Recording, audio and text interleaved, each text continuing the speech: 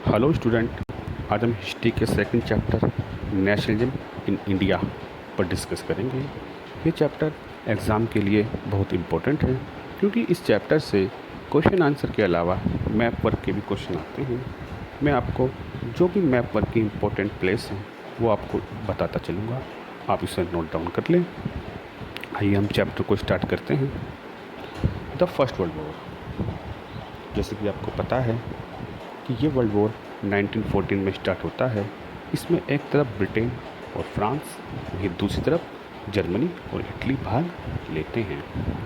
Britain ने इस समय भारत पर अधिकार किया हुआ है और जो भी इस युद्ध में उसका एक्सपेंडिचर है वो भारत पर डाल देता है, जिसके कारण भारत में क्या होता है कि जो वस्तु हैं उनकी कीमतें बढ़ जाती हैं, ऑलमोस्ट डबल।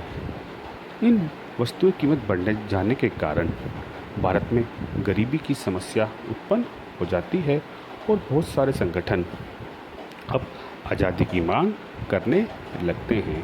तो वर्ल्ड वॉर फर्स्ट ने भारत में जो नेशनलिज्म बनाने का कार्य किया है, उसके अंतर्गत आप अगर क्वेश्चन आए एग्ज़ाम में तो आप लिखोगे कि जो वर्ल्ड वॉर फर्स्ट का इफ़ेक्ट था वो भारत पर भी पड़ा है, जिसके कारण भारत में महंगाई बढ़ गई, कीमतें बढ़ गई और गरीबी में वृद्धि हुई। इसीलिए यहाँ के विभिन्न संगठनों ने स्वतंत्रता संग्राम का जो आंदोलन था उसे और तेज कर दिया। Next thing, satyagraha. Satyagraha, the idea of satyagraha implies the power of truth and the need to search of truth. सत्य के लिए आग्रह करना ही सत्याग्रह है। भारत में इसकी शुरुआत सबसे पहले महात्मा गांधी ने की थी। गांधी जी ने जो सबसे पहला सत्याग्रह है वो 1916 में चंपारण में स्टार्ट किया था। चंपारण बिहार में एक प्लेस है। ये प्लेस आपके मैप वर्क के लिए बड़ा इम्पोर्टेंट है। कई बार एग्ज़ाम में क्वेश्चन पूछा गया है कि चंपारण की लोकेशन बताइए। तो यहाँ पर इंडिगो मूवमेंट, बेसिकली चंपारण जो समस्या थी वो इंडिगो, नील को लेकर थी। ठीक है। Second, 1917 Gandhi ji lead a satyagraha in Kheda district of Gujarat. ये खेड़ा भी आपके मैप पॉइंट के लिए बहुत ही इम्पोर्टेंट है। यहाँ पर टैक्स की समस्या थी जिसे गांधी जी ने अपने सत्याग्रह से दूर किया था। In 1980 Gandhi ji organise a satyagraha against the cotton mill worker in Ahmedabad. Ahmedabad में जो कॉटन मिल के वर्कर थे उन्हें बोनस को लेकर मिल मालिकों से विवाद था। वहाँ पर भी गांधी जी ने सफलतापूर्वक अपना सत्याग्रह को लॉन्च किया था। तो यहाँ पर आप देखेंगे, फर्स्ट चंपारण बिहार में, सेकंड खेड़ा गुजरात में और थर्ड अहमदाबाद गुजरात में। ये मैप वर्क के लिए बहुत महत्वपूर्ण जगह हैं। Next, the Rowlatt act. The Rowlatt act 1919 में ब्रिटिश गवर्नमेंट ने भारत में द रोलेट एक्ट लागू किया था। इसे ब्लैक लॉ भी कहते हैं। इस कानून के अनुसार जो ब्रिटिश आर्मी है या ब्रिटिश पुलिस है उसे किसी भी भारतीय को शक के आधार पर गिरफ्तार करने की पूरी छूट दी गई थी। ठीक है। कांग्रेस ने और गांधी जी ने इस एक्ट का विरोध किया था। विभिन्न प्लेसों पर इस एक्ट के विरोध में प्रदर्शन किए गए हैं। जलियांवाला बाग मासस्केर 13 अप्रैल 1999।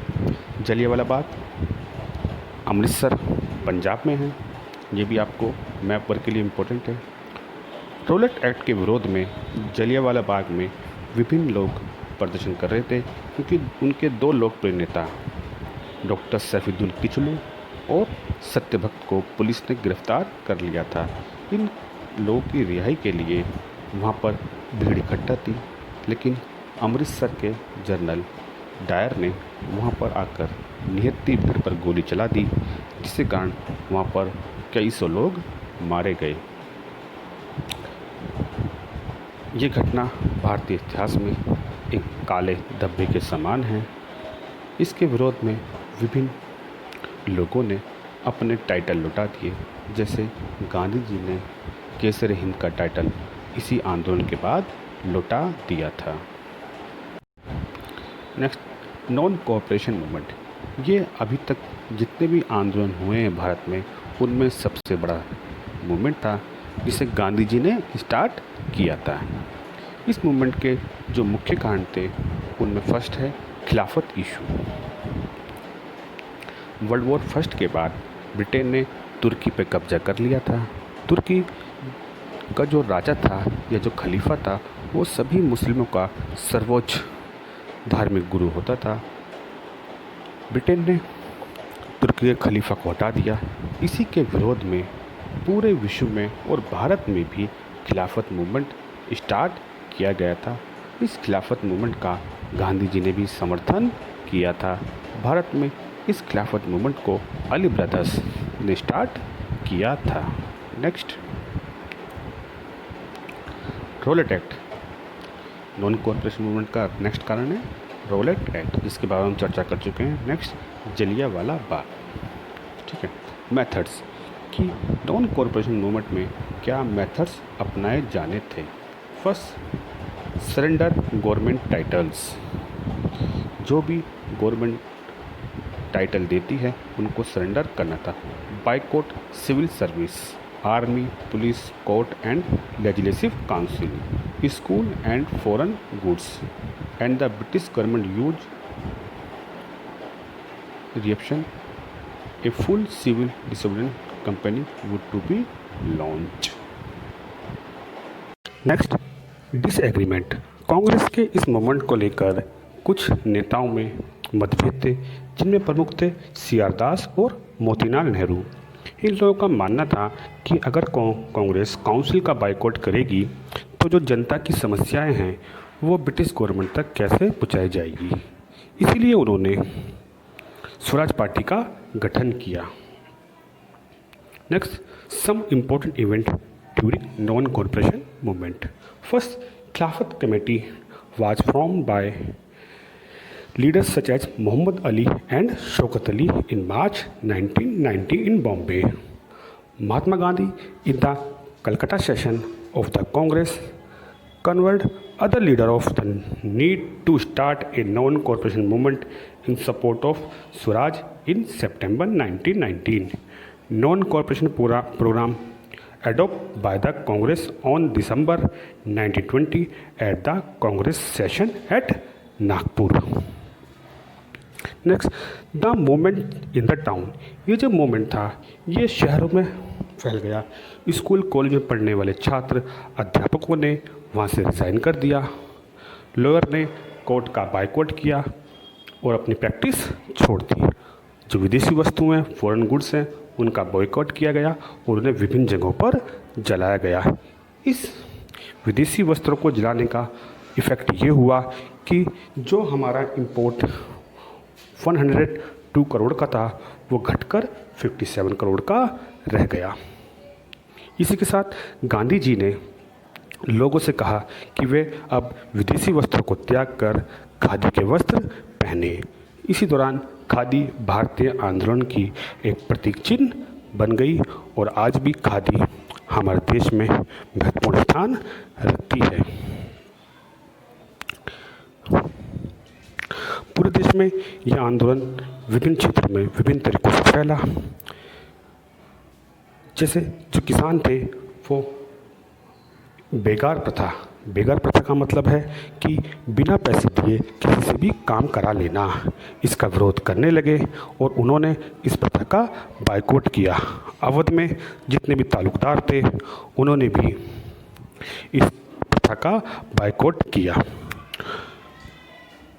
नाई धोबी बंद were organized by the panchayat for developing landlords for the service of even bard. जो भी बार्बर थे और वॉशरमैन थे उन्होंने अपने सेवाएं देने से मना कर दिया। अवध में किसान सभा का गठन किया गया जिसे जवाहरलाल नेहरू और बाबा रामचंद्र ने इस्टेब्लिश किया था। रिवोल्ट ऑफ ट्राइबल्स, विभिन्न ट्राइबल्स एरिया में भी रिवोल्ट किए गए क्योंकि ट्राइबल की जो मुख्य परेशानी थी वो अधिक ब्याज, उनका शोषण आदि समस्या थी। इसे देखते हुए अलूरी सीताराजू ने आंध्र प्रदेश में next Swaraj in the plantation. बहुत से प्लांटेशन में काम करने वाले मजदूर जो बिना परमिशन के लीव पर नहीं जा सकते थे, उन्होंने भी इस आंदोलन में भाग लेते हुए अपने घरों को चले गए। उनका मानना था कि गांधी जी हमें अपने घर के पास ही लैंड दिलवाएंगे जिससे कि हम अपना काम कर सकते हैं। लेकिन 1922 में गोरखपुर उत्तर प्रदेश के पास चोरा चोरी नामक स्थान पर एक हिंसक घटना घट जाती है। इसीलिए गांधी जी इस नॉन कॉरपोरेशन मूवमेंट को 1922 में वापस next Simon commission. Simon commission को हम वाइटमैन कमीशन के नाम से भी जानते हैं। इस कमीशन के चेयरमैन सर जॉन साइमन थे। ये कमीशन 1927 में इस्टेब्लिश हुआ था और ये इंडिया 1928 में आया था। इस कमीशन को इस्टेब्लिश करने का जो एम था वो भारत में संविधान सभा की स्थापना करना था। साइमन कमीशन ने भारत को डोमिनियन स्टेटस का दर्जा देने का वादा किया।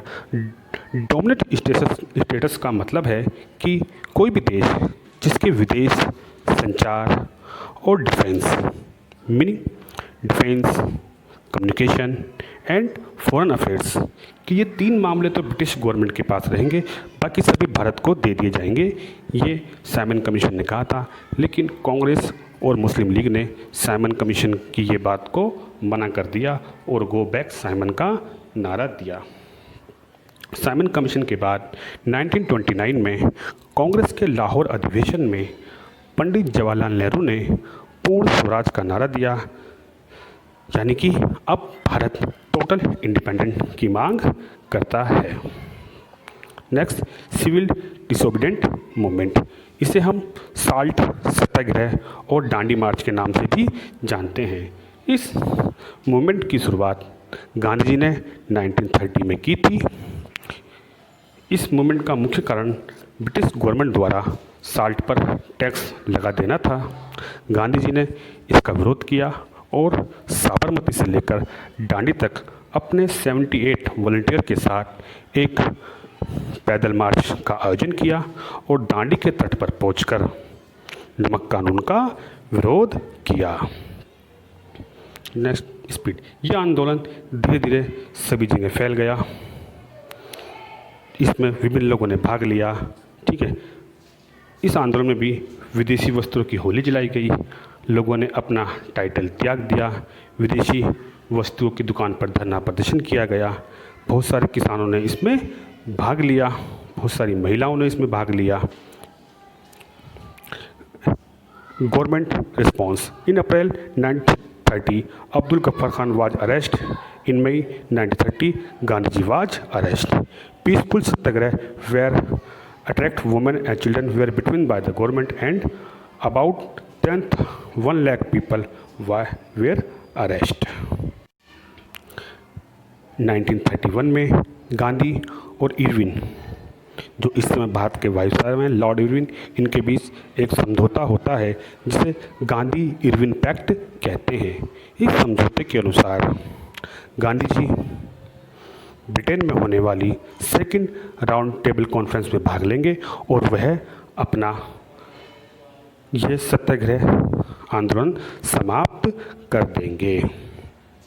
लेकिन राउंड टेबल कॉन्फ्रेंस सफल नहीं हो पाती है और गांधी जी इस आंदोलन को दोबारा शुरू कर देते। इस आंदोलन में देश की विभिन्न कम्युनिटी भाग लेती हैं, जिसमें सबसे पहले हम देखते हैं रिच कम्युनिटी। इसमें जो किसान हैं वो मुख्यतः अमीर किसान हैं, जिसमें गुजरात के पाटीदार और उत्तर प्रदेश के जाट शामिल हैं। ये लोग व्यावसायिक फसलों की खेती करते थे, लेकिन इस आंदोलन के दौरान व्यावसायिक फसलों की कीमतों में भारी कमी देखी गई, इसलिए इन्होंने इस आंदोलन का समर्थन किया। नेक्स्ट, पुअर पीजेंट,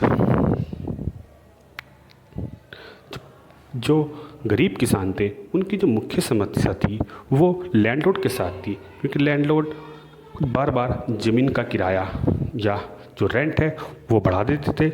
इसीलिए इन लोगों ने सिविल डिसऑर्डर मूवमेंट में भाग लिया। Next, business class. Business class को हम इस तरह देखते हैं, the business class wanted protection against import of foreign goods and a rupee stalling foreign exchange ratio that would discourage import.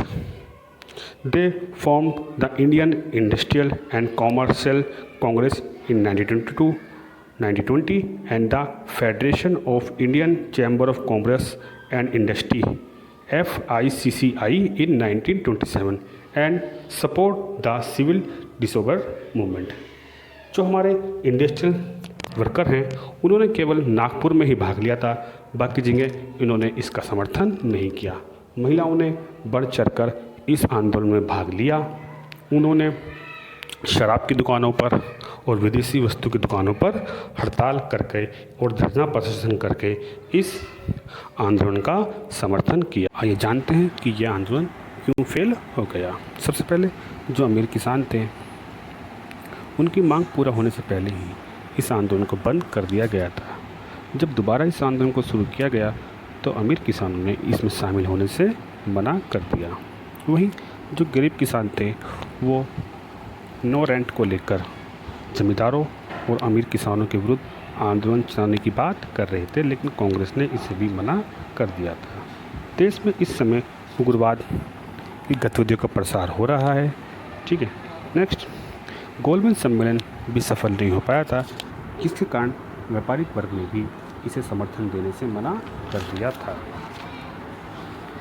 केवल नागपुर के आसपास ही श्रमिकों ने इस आंदोलन में भाग लिया था, पूरे देश में श्रमिकों ने इसमें भाग नहीं लिया। वहीं दलितों ने भी इस आंदोलन में भाग लेने से मना कर दिया था, क्योंकि उनका मानना था कि कांग्रेस उच्च जाति के हिंदुओं की पार्टी है। मुस्लिम समुदाय ने भी इस आंदोलन में पूरी तरह से भाग नहीं लिया था, इसलिए यह आंदोलन। आगे देखते हैं राष्ट्रीयता की भावना। हालांकि यह आंदोलन असफल हो गया, लेकिन इस आंदोलन ने लोगों में राष्ट्रीयता की भावना का प्रसार किया।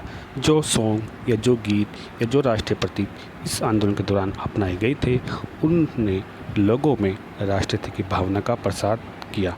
अरविंद्रनाथ टैगोर का भारत माता की चित्र बनाया गया और बंकिम चटर्जी द्वारा गाया गया वंदे मातरम भारतीय स्वतंत्रता आंदोलन का एक राष्ट्रीय प्रतीक बन गया था। स्वदेशी मूवमेंट के दौरान 3 colour red, green and yellow figure का जो झंडा बनाया गया था, उसे ही बाद के आंदोलन में ब्रिटिश गवर्नमेंट के खिलाफ इंडिया के झंडे के रूप में प्रयोग किया गया। बाद में गांधी जी ने इस झंडे के बीच में एक चरखे का डिज़ाइन भी लागू कर दिया था। हालांकि यह आंदोलन असफल हो गया, लेकिन यह आंदोलन भारतीय इतिहास में एक महत्वपूर्ण स्थान रखता है। इस चैप्टर में इतना ही। धन्यवाद।